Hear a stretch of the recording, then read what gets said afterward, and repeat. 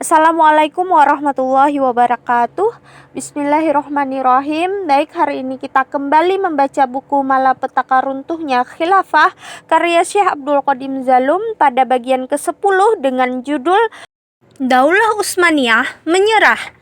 Pada saat Anwar menguasai pemerintahan, ia pernah berusaha membangkitkan kembali sisa-sisa pasukan Utsmani yang pernah memenangkan banyak pertempuran.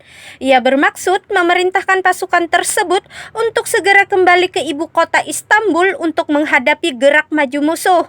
Namun, orang-orang dekatnya, termasuk orang-orang yang dulu pernah mendukungnya, beranggapan bahwa hal itu sudah terlambat dan mereka menolak kebijakan tersebut. Ia justru dipaksa untuk menyerah dan menandatangani perjanjian damai. Sekutu menerima penyerahan tersebut. Anwar pun menandatangani perjanjian damai. Yang harus dilakukan selanjutnya adalah melakukan sejumlah perundingan untuk menetapkan syarat-syarat perjanjian damai itu. Dengan demikian, berarti Daulah Utsmaniyah telah menyerah dan berada dalam kekuasaan sekutu. Namun, penguasaan Daulah Utsmani oleh negara-negara sekutu tidak berarti bahwa daulah menjadi salah satu koloni atau wilayah jajahan negara-negara sekutu. Penguasaan itu juga tidak bersifat permanen, karena peperangan ini merupakan peperangan antara dua pihak yang salah satunya mengalahkan yang lain. Dengan demikian, pihak pemenang berhak menentukan syarat-syarat perdamaian atas pihak yang kalah, sementara yang kalah tetap menjadi negara yang memiliki kedaulatan internal maupun eksternal. Di sisi lain, yang menyerah bukanlah negara Turki, namun khalifah kaum muslim atau menurut istilah sekutu adalah Kekaisaran Ottoman. Dengan demikian, yang menyerah kepada sekutu adalah Daulah Khilafah, bukan negara Turki. Jadi, menurut aturan internasional, pemenang perang dunia itu adalah sekutu, sedangkan pihak yang kalah adalah Daulah Utsmaniyah serta pihak-pihak yang bergabung di dalamnya, yakni setiap orang yang hidup di bawah naungan bendera negara khilafah atau yang memiliki loyalitas padanya. Inggris memecah belah negara khilafah. Sejak semula, Inggris berniat memecah belah Daulah Utsmaniyah dalam kapasitasnya sebagai negara Islam dan menghapus sistem pemerintahan khilafah. Karena itu, mereka melakukan perundingan-perundingan damai tersebut dengan satu tujuan, yaitu agar mereka dapat merealisasikan niat tersebut. Itulah sebabnya dalam bernegosiasi dengan Daulah Utsmani, mereka memakai metode yang berbeda dari perundingan mereka dengan Jerman. Inggris mengabaikan kenyataan bahwa kedua negara tersebut telah bekerja sama melawan sekutu pada Perang Dunia I. Tentu, kemenangan sekutu atas Jerman sama saja dengan kemenangan sekutu atas Daulah Utsmaniyah. Dengan demikian, mestinya sekutu memperlakukan kedua negara itu secara seimbang. Inggris memperlakukan Jerman sesuai dengan hukum dan aturan internasional tentang penyelesaian peperangan antara dua negara, yakni satu pihak menjadi pemenang sedangkan yang lain menjadi pihak yang dikalahkan.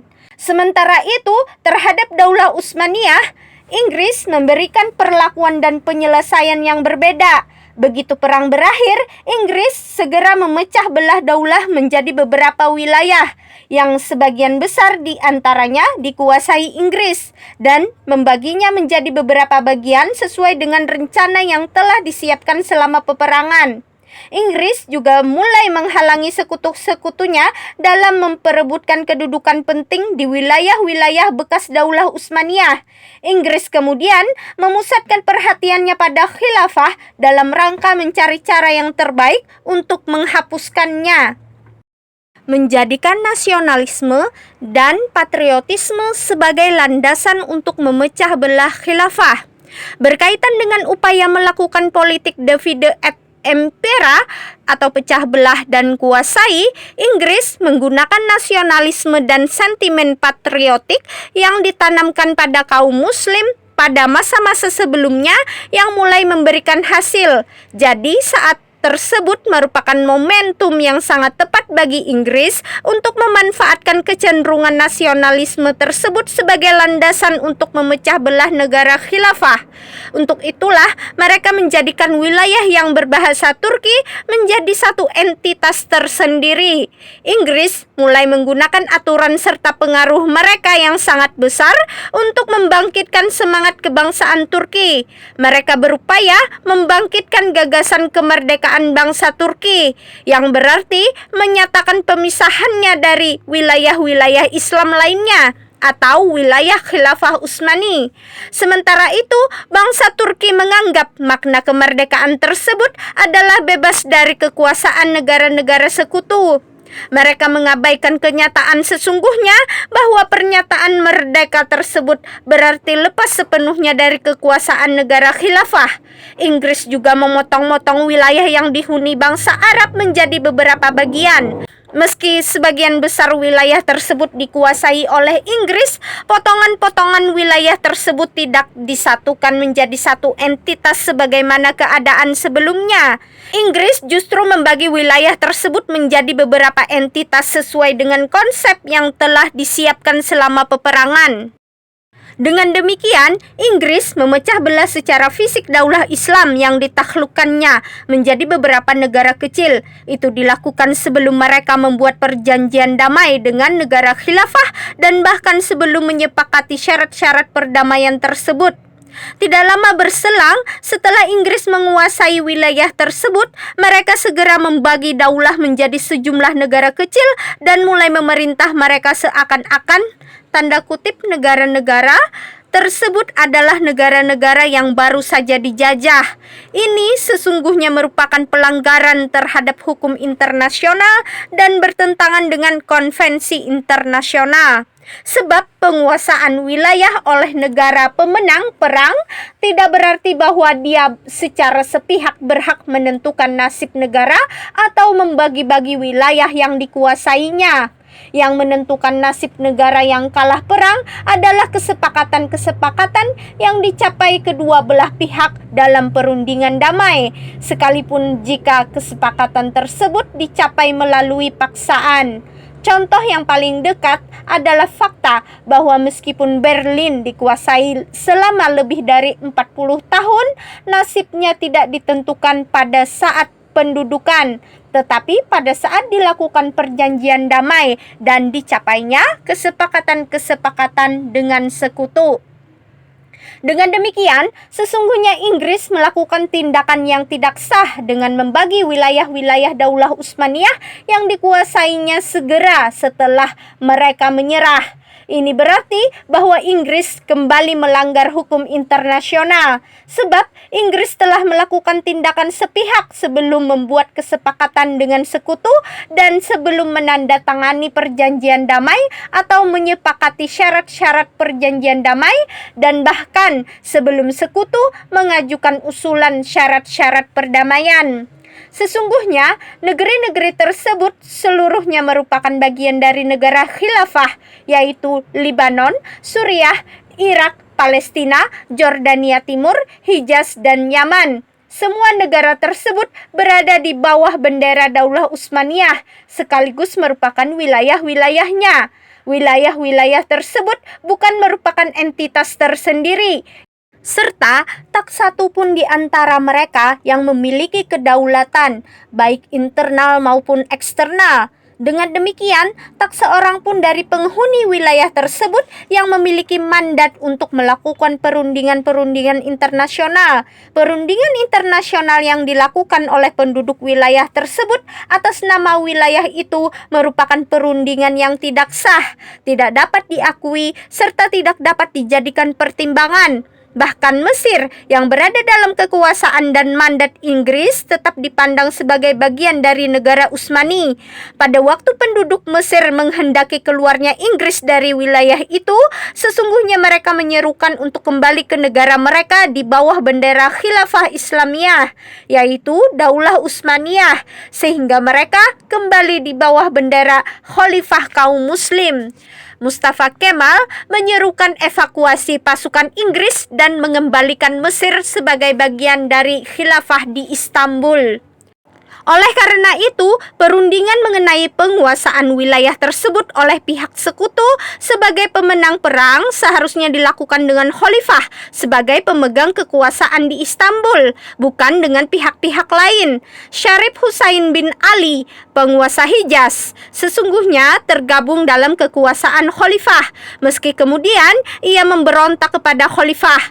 Namun demikian, pemberontakan tersebut tidak berarti diperolehnya hak untuk bertindak sebagai penguasa suatu negara. Orang-orang yang dianggap Inggris dan Prancis sebagai para pemimpin Arab di Damaskus, Beirut, dan Baghdad adalah para pengkhianat, sebagaimana Husain. Sesungguhnya mereka tidak mempunyai hak dan mandat untuk melakukan perundingan damai dengan sekutu. Orang-orang itu tidak lebih baik daripada Husain, baik dalam hal pengaruhnya maupun kedudukannya di mata para warga negara. Husain bin Ali yang dianggap oleh negara sebagai seorang syarif bagi seluruh Hijaz tidak lebih adalah orang biasa yang mengkhianati umat dan negaranya serta bekerja sebagai mata-mata bagi musuh-musuh umat. Karena itu, tidak layak dia bertindak sebagai delegasi perundingan. Namun demikian, Inggris mengabaikan kenyataan ini. Mereka melakukan perundingan-perundingan dengan para warga lokal wilayah-wilayah yang dikuasainya mengenai masa depan tanah airnya serta nasib bangsanya. Meski mereka menyadari sepenuhnya bahwa perundingan-perundingan tersebut tidak memiliki bobot internasional dan tidak dapat dijadikan pertimbangan. Akan tetapi, Inggris secara efektif melakukan perundingan dengan mereka serta memberinya hak untuk berbicara dan mengambil kebijakan atas nama negara-negara mereka. Inggris melakukan upaya ini dalam rangka menancapkan cengkramannya atas wilayah-wilayah yang dikuasainya. Hal ini sesuai dengan rencana yang telah mereka siapkan dan sesuai dengan peta baru yang telah mereka susun untuk membagi-bagi wilayah tersebut. Kemudian mereka melakukan perundingan internasional dengan khalifah atau orang-orang yang mewakilinya dengan tujuan agar dapat menghapuskan khilafah serta sebagai peran tambahan agar perundingan tersebut dianggap resmi dan telah dapat diselesaikan secara tuntas. Metode perundingan semacam ini menjadikan Inggris dapat mendiktekan syarat-syaratnya kepada khalifah. Inggris tetap saja melakukan perundingan-perundingan dengan cara seperti itu, meski hal tersebut tidak dapat dibenarkan. Dengan demikian, Inggris memecah belah daulah Islam menjadi negara-negara kecil yang berada di bawah pengaruhnya. Demikianlah cara Inggris membagi wilayah yang dikuasainya. Sementara itu, meski hal ini tidak berhubungan dengan kaum muslim, Inggris juga melarang negara-negara sekutunya untuk memperebutkan kedudukan di wilayah bekas Daulah Utsmaniyah. Manuver ini dilakukan Inggris untuk membantu melakukan langkah-langkah yang bertujuan untuk menghapuskan dan menghancurkan khilafah. Dengan demikian, sangat penting bagi kita untuk mempelajari langkah-langkah ini agar dapat memahami manuver-manuver politik Inggris. Negara-negara sekutu turut serta dalam perang dunia dengan tujuan-tujuan yang berbeda, meski mereka berperang dalam pihak yang sama. Sesungguhnya mereka saling berselisih satu sama lain, saling bersaing, dan saling membenci. Masing-masing negara menyimpan rencana jahat untuk negara lain. Inggris pada saat itu menjadi adidaya internasional, sementara Prancis, Rusia, Jerman, dan Italia menjadi saingannya. Ketika Inggris memasuki kancah perang dunia melawan Jerman dan Daulah Utsmani, mereka berusaha membujuk negara-negara lain untuk ikut serta dalam peperangan atau paling tidak bertahan sampai perang berakhir. Untuk itu, Inggris membuat berbagai kesepakatan rahasia dengan negara-negara besar lainnya dan menggodanya dengan tanah jajahan yang melimpah yang dapat mereka bagi-bagi di antara mereka setelah memenangkan peperangan. Oleh karena itu, Inggris menjanjikan kepada Italia melalui suatu perjanjian rahasia yang ditandatangani di London pada tanggal 26 April 1915 untuk memberikan wilayah Antalya di Turki dan wilayah-wilayah sekitarnya di sepanjang Laut Tengah sebagai hadiah bagi Italia atas keikutsertaannya dalam Perang Dunia. Setahun kemudian, pada tahun 1916, Inggris, Prancis, dan Rusia menyepakati perjanjian rahasia Sykes-Picot mengenai pembagian Kekaisaran Ottoman yang kemudian menjadi dasar bagi perjanjian damai antara Sekutu dan Mustafa Kemal. Namun demikian, perjanjian rahasia Sykes-Picot ini tidak diungkapkan kepada Italia yang tetap tidak tahu-menahu selama beberapa waktu sampai akhirnya Italia mengetahuinya. Italia merasa marah mengetahui perjanjian tersebut dan segera menyerukan untuk membagi wilayah jajahan, termasuk membagi wilayah bekas Kekaisaran Ottoman. Pada tanggal 27 April 1917, Inggris, Prancis, dan Rusia menandatangani perjanjian yang mereka susun bersama. Dalam perjanjian tersebut, Italia dijanjikan mendapat wilayah Izmir dan seluruh bagian barat Anatolia sampai Konya yang akan diperintah dengan mandat dari Italia. Perjanjian tersebut juga berisi pasal-pasal lain. Tidak lama setelah perang berakhir, Inggris segera menduduki Istanbul dan seluruh negeri yang berbahasa Arab. Perancis juga segera menguasai wilayah yang disepakati dalam perjanjian sehingga mereka pun menduduki Lebanon. Namun Inggris berupaya menghentikan Prancis yang hendak menguasai Suriah, sekalipun Prancis berhasil menduduki Suriah pada tahun 1920. Pada tahun 1919, Italia menguasai kota Antalya dan daerah-daerah di sekitarnya, dan Inggris pun membiarkannya. Namun kemudian, Inggris keberatan dengan upaya Italia untuk menguasai wilayah Izmir. Inggris dan Prancis bersama-sama menentang Italia dan menghalanginya menguasai Izmir dan bagian barat Anatolia. Mereka berdalih bahwa perjanjian yang menyebutkan pemberian wilayah tersebut kepada Italia tidak berlaku dan dihapuskan karena tidak ditandatangani oleh Rusia. Untuk menahan Italia, Inggris menguasakan Izmir kepada Yunani atas nama Sekutu. Inggris melakukan sejumlah manuver selama 4 tahun sampai Inggris mencapai keadaan sesuai dengan yang diinginkannya, yaitu merampas kekuasaan, menghapuskan khilafah, dan memberikan pukulan yang mematikan kepada Islam dalam kancah internasional. Akhirnya, Inggris mengadakan konferensi Lausanne kedua dan mencapai situasi internasional yang dia inginkan. Konsentrasi Inggris di ibu kota untuk menghapuskan khilafah. Inggris mengkonsentrasikan upayanya di ibu kota negara khilafah.